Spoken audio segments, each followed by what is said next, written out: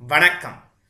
தலைவனாக தகுதி பெறுவது எவ்வாறு என்பதை பற்றி உங்களோடு நான் விவாதிக்கப் போகிறேன். தலைவனாவது என்றால் இன்னைக்கு எல்லாருமே நினைச்சிட்டு இருக்காங்க அரசியல்வாதிகள் மட்டும்தான் தலைவர்கள் என்று. அது தவறான விஷயம். உங்க ஒவ்வொருவருக்குள்ளேயுமே ஒரு தலைவனாகக்கூடிய பண்பு இருக்கு. அதை நீங்க தான் வெளியில கொண்டு வரணும்.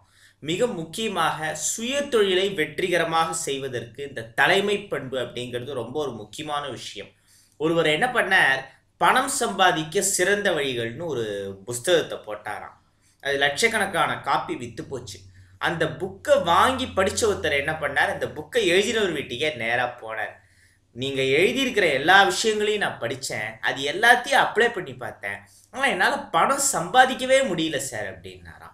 அதுக்கு இந்த புக்கை எழுதினவர் கூலாக சொன்னாராம், நானும் இது எல்லாத்தையும் ட்ரை பண்ணி பார்த்தேன், என்னால் பணம் சம்பாதிக்க முடியல. நம்ம முயற்சி பண்ண விஷயங்களையே ஏன் புக்காக போடக்கூடாது அப்படின்னு எனக்கு தோணித்து. அதை புத்தகமாக போட்டேன், இப்போ நான் பெரிய கோடீஸ்வரன் ஆயிட்டேன் அப்படின்னு கூலாக அவர் சொன்னாராம். எதுக்கு சொல்ல வரேன்னா, இது அந்த மாதிரி சமாச்சாரம் கிடையாது.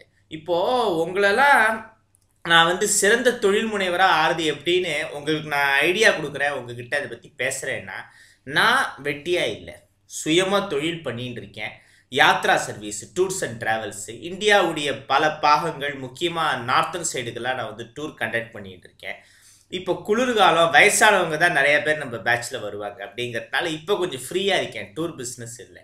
அது தவிர கிடைக்கிற கேப்பில் ஏதோ ரியல் எஸ்டேட்டும் கொஞ்சம் பண்ணிட்டு இருக்கேன். ஆனால் மெயின் பிஸ்னஸ்ன்னு பார்த்தீங்கன்னா எனக்கு டூர்ஸ் அண்ட் ட்ராவல்ஸ் தான். என் அப்பா கிட்டேருந்து பணத்தை எதிர்பார்க்காத அளவு என்கிட்ட பணம் வந்துருக்கு. சுயமாக நான் சம்பாதிச்சுட்டு இருக்கேன். இப்போ நான் நினச்சா என்ன வேணாலும் காரோ வீடோ வாங்க முடியும், அந்த லெவலுக்கு நான் வந்திருக்கேன். ஆனால் 2 வருஷத்துக்கு முன்னாடி பார்த்தீங்கன்னா என்னுடைய பேங்க் பேலன்ஸ் வெறும் 1500 ரூபாயிலேருந்து தான் என்னோட கேரியர் ஆரம்பிச்சது. இன்னைக்கு இந்த லெவலுக்கு நான் உயர்ந்திருக்கேன். அதுக்கு கடவுளுடைய அருள் ஒரு காரணம் இல்லைங்கள, ஆனால் சரியான திட்டமிடல் அது ஒரு முக்கியமான காரணம். இப்போ சில பேர் பார்த்தீங்கன்னா ரொம்ப சின்ன வயசுலேயே நான் பெரியவனாகி இந்த பிஸ்னஸ் தான் பண்ண போகிறேன், இந்த ஃபீல்டு தான் வரப்போகிறேங்கிறது சின்ன வயசுலேயே டிசைட் பண்ணிடுவாங்க. என்னோட சொந்தக்காரர் ஒருத்தர், அவர் என்ன பண்ணார், ஃபஸ்ட் ஸ்டாண்டர்ட் படிக்கிறப்பயே நான் பெரியவனாகி பெரிய பிஸ்னஸ் மேன் ஆவேன் அப்படின்னு நோட்டில் எழுதி அம்மா அப்பாட்ட காட்டினேன். ஆச்சரியமாக இருந்தது, அவ்வளோ சின்ன வயசில் எப்படி இந்த பிஸ்னஸ் இண்டஸ்ட்ரியில் ஆசை இருந்ததுன்னு.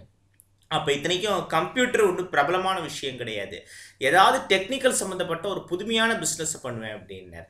இன்றைக்கி அவர் ஒரு பெரிய கோடீஸ்வரராக இருக்கார், கோடிக்கணக்கான ரூபாய் சம்பாதிச்சுட்டு இருக்கார் கம்ப்யூட்டர் மூலிமா. அந்த வெப்சைட் கிரியேட் பண்ணி தருது, அந்த பெருசாக பிராண்ட் அட்வர்டைஸ்மெண்ட்லாம் பண்ணுறது, ஏதாவது மூவி வருதா இருந்தால் அந்த மூவியை பெரிய அளவில் இன்டர்நெட்டில் எஃபிலெலாம் அட்வர்டைஸ்மெண்ட்டுக்கு இது பண்ணுறது, அந்த மாதிரி இதெல்லாம் பண்ணி கோடிக்கணக்கான ரூபாய் அவர் சம்பாதிச்சுட்டு இருக்காரு. சின்ன வயசுலேயே சில பேர் நான் இந்த ஃபீல்டில் தான் வருவேன், அதுலேயும் சில பேர் நான் இந்த பர்டிகுலர் பிஸ்னஸ் ஃபீல்டில் வருவேன், பெரியவனாய் நான் ஒரு டெக்ஸ்டைல் ஷோரூம் ஆரம்பிப்பேன், ஒரு கார் கம்பெனி ஆரம்பிப்பேன், ஹோட்டல் ஆரம்பிப்பேன், நகைக்கடை ஆரம்பிப்பேன், இந்த மாதிரி ஏதாவது ஒன்று சின்ன வயசுலேயே சில பேர் நான் இதைத்தான் பண்ணுவேங்கிறது கூட தீர்மானித்து அந்த மாதிரியே பண்ணவங்க இருக்காங்க. புதுமையான ஒரு விஷயத்தை யோசிக்கிறது. இப்போ பார்த்தீங்கன்னா ஃபேஸ்புக்குங்கிறது யாருமே யோசிக்காத ஒன்று, மார்க் சூசன்பர்க் யோசிச்சார். இன்றைக்கி அது எவ்வளோ கோடிக்கணக்கான ரூபாய் அவர் கொடுத்துட்டுருக்கு. யார் அது வரைக்கும் யோசிச்சாங்க. ஜஸ்டைல் அதுக்கு முன்னாடிலாம் அந்த மாதிரி கிடையாது, வெறும் டைரி மட்டும்தான் இருக்கும். அந்த டைரியில் ஏகப்பட்ட ஃபோன் நம்பர் இருக்கும், நம்ம ஒவ்வொன்றா பார்த்து பொறுமையாக பண்ணணும். நமக்கு என்ன இன்ஃபர்மேஷன் வேணும்னாலும் 278 அப்படிங்கிற நம்பருக்கு ஃபோன் பண்ணி கேட்டால் நமக்கு கிடச்சிடுது. என்ன மாதிரி ரியல் எஸ்டேட் பண்ணுறவங்க, யாத்ரா சர்வீஸ் பண்ணுறவங்க, இப்படி பலவிதமான பிஸ்னஸ் பண்ணுறவங்களுக்கு நிறையா கஸ்டமர்ஸை கொடுத்துட்டே இருக்கிறது எதுனா அந்த ஜஸ்டைல். அந்த மாதிரி ஒரு விஷயம் மணிக்கு முன்னாடி வேறு யாருமே யோசிச்சதில்லை. கல்யாண புரோக்கர் அப்படின்னு சாதாரணமாக சொல்லுவாங்க. அப்படி இருக்கிறப்ப அதை ஒரு பெரிய பிஸ்னஸ் ஆக்கி பிராண்ட் ஆக்கி மேட்ரிமோனி, இன்னைக்கு எத்தனை மேட்ரிமோனி வெப்சைட் இருக்குது, ஒவ்வொரு ஜாதிக்கும் தனித்தனியாக. ஆனால் முதல்ல அதுக்கான விதையை போட்டது யார்? இந்த மாதிரி புதுமையான முயற்சிகள், யாருமே யோசிக்காத ஒரு புது பிஸ்னஸை பண்ணுறது, இல்லை ஏற்கனவே ஏதாவது ஒரு ஃபீல்டில் இருப்பாங்க.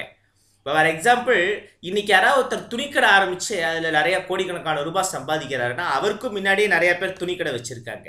ஆனால் ஃபேஸ்புக்கு முன்னாடி ஒரு ஃபேஸ்புக் இல்லை, ஜஸ்டைலுக்கு முன்னாடி ஒரு ஜஸ்டைல் இல்லை, பாரத் மேட்ரிமோனிக்கு முன்னாடி இன்னொரு பாரத் மேட்ரிமோனி இல்லை. இந்த மாதிரி புதுமையான விஷயங்களை முதல்ல யார் புகுத்துறாங்கங்கிறது இருக்குது பார்த்தீங்களா, அது ரொம்ப முக்கியமான விஷயம். உங்களாலேயும் அந்த மாதிரி ஏதாவது ஒரு புதுமையான பிஸ்னஸ், இது வரைக்கும் இல்லாத ஒன்று, நீங்கள் கொஞ்சம் ரிஸ்க் எடுத்து பண்ணி சாதிக்க முடியும்னா பண்ணலாம். அப்படி இல்லைன்னா இப்போ இருக்கிறதுலையே உங்களுக்கு எதில் அனுபவம் இருக்கோ அதில் நீங்கள் கவனம் செலுத்தலாம்.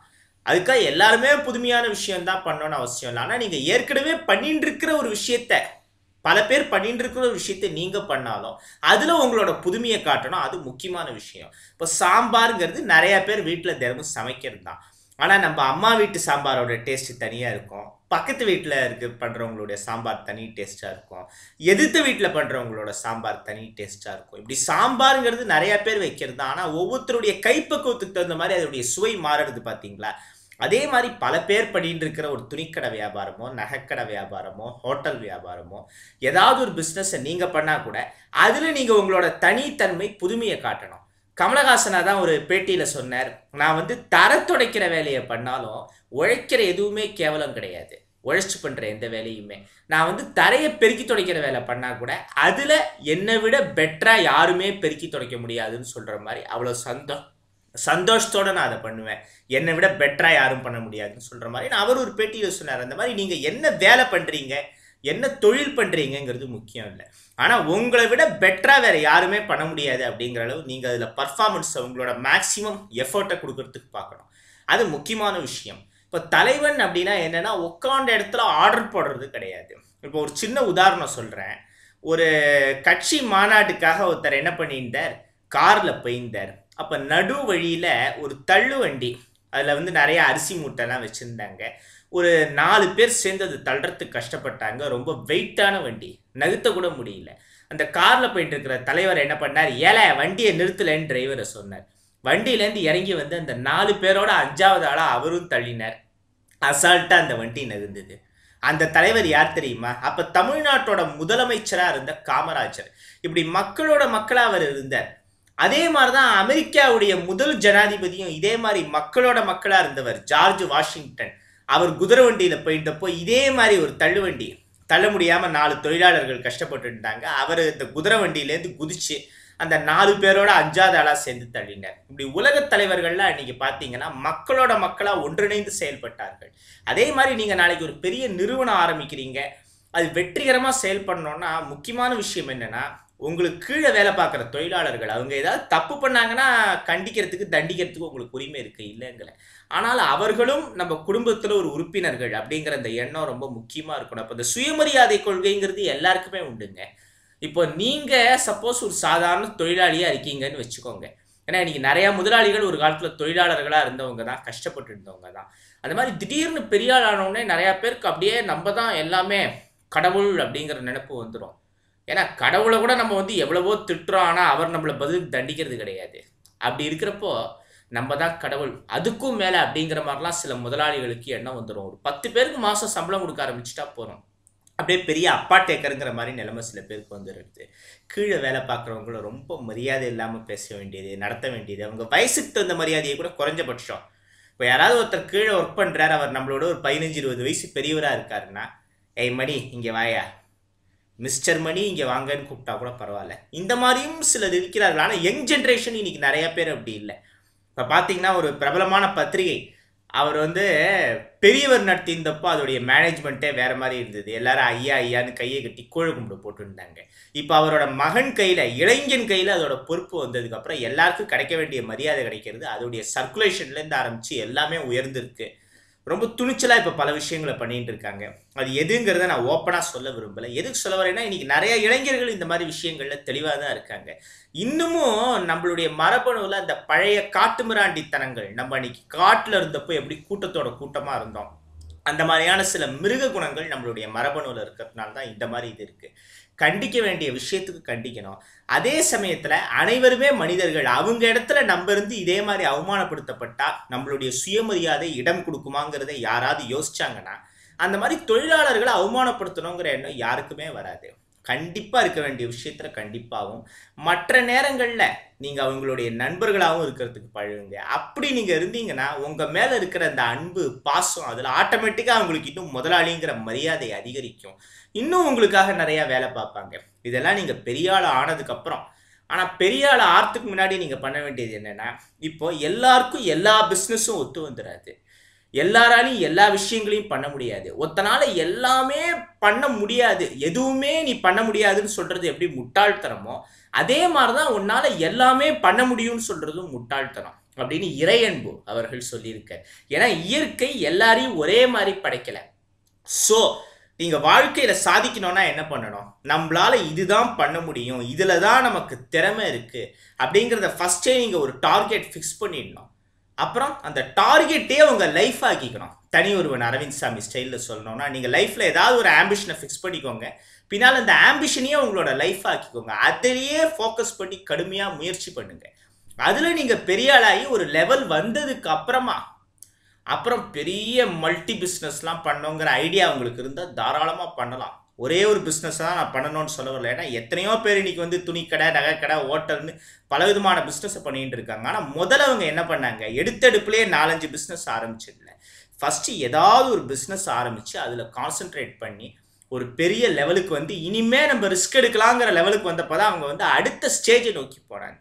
அந்த மாதிரி நீங்கள் கரெக்டான அந்த இதில் ஃபோக்கஸ் பண்ணுறதுங்கிறது ரொம்ப முக்கியமான விஷயம்.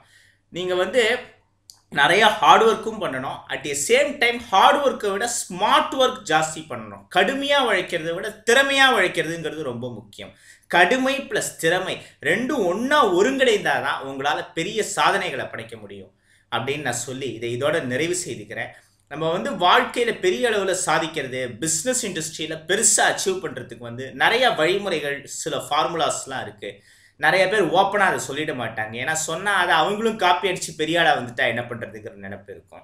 எனக்கு அந்த மாதிரி இல்லை. நம்ம நாட்டில் நிறைய தொழில் முனைவர்கள் வரணும். என்ன மாதிரி பல பேர் பிஸ்னஸ் இண்டஸ்ட்ரியில் நான் ஒன்றும் சாதிக்கலை, ஒத்துக்கிறேன். ஆனால் என் அம்மா அப்பா கிட்ட எதுவும் எதிர்பார்க்காம என் சொந்த தேவைகளை என்னால் பூர்த்தி செஞ்சுக்க முடியுது. நாளைக்கே நான் ஒரு ஸ்கார்பியோ கார் வாங்கினோனாலும் லோன் இல்லாமல் வாங்குற அளவு எனக்கு பொருள் இருக்குது. பின்னால் போக போக இன்னும் என்னுடைய பொருளாதாரம் உயரும், அதில் சந்தேகமே கிடையாது. ஆனால் அதுக்கும் முன்னாடி அதே மாதிரி பல பேரை உயர்த்தணும் அப்படிங்கிறது தான் என்னுடைய ஆசை. இன்னும் தொடர்ந்து நம்ம இதே மாதிரி நிறையா பார்க்கலாம். இந்த யார் யாருக்கெல்லாம் பிடிச்சிருக்கோ அவங்களாம் சப்ஸ்கிரைப் பண்ணிவிடுங்க. நன்றி, வணக்கம். வாழ்க வையகம், வாழ்க வளமுடன்.